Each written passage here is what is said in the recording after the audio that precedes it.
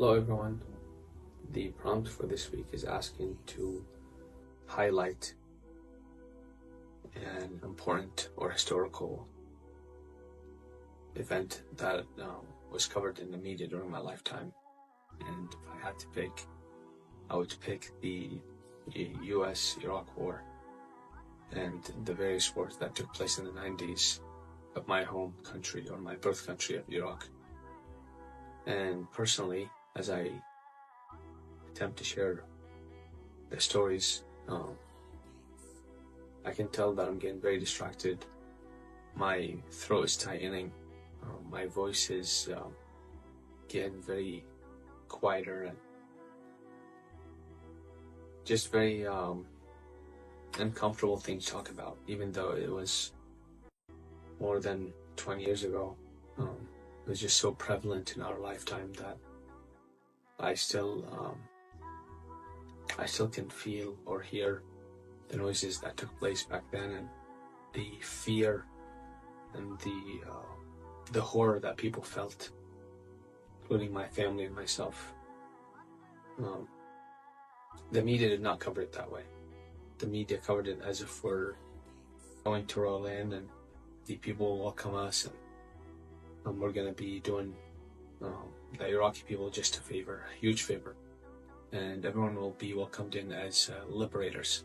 And personally for me, Saddam Hussein wasn't the nicest person to my family or to any Iraqi person. Everyone dislikes Saddam Hussein equally, but one thing he had stability, and he had very good way of running business, of doing business in the Middle East.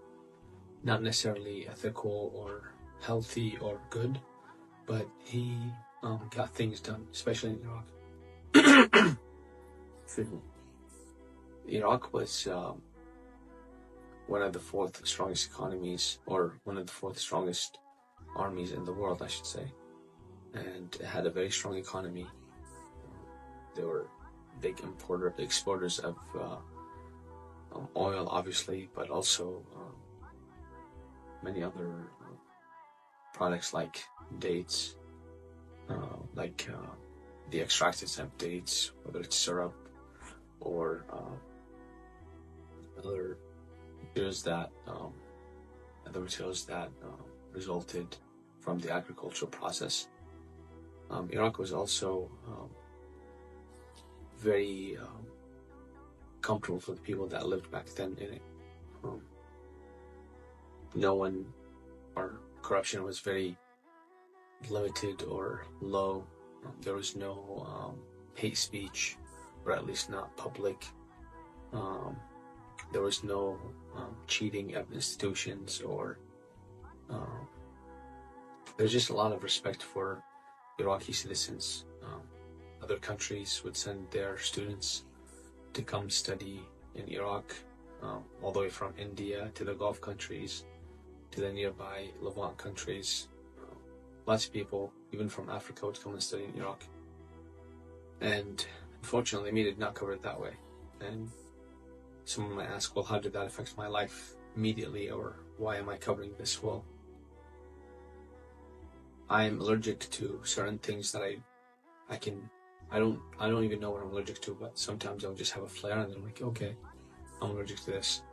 And that's because when I was born, they were cleaning the hospitals with oil extractants.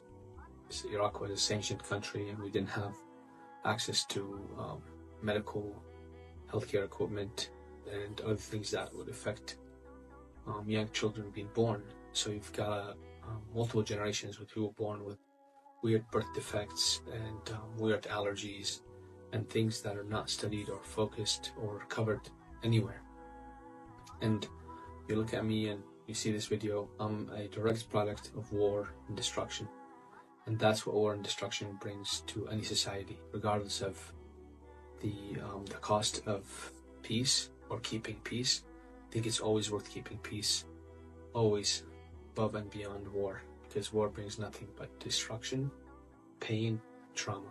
I'm 30 years old and I still have not recovered from the trauma of war and displacement, My family's all over the world. Some I don't know where. Some are passed. Some are kidnapped.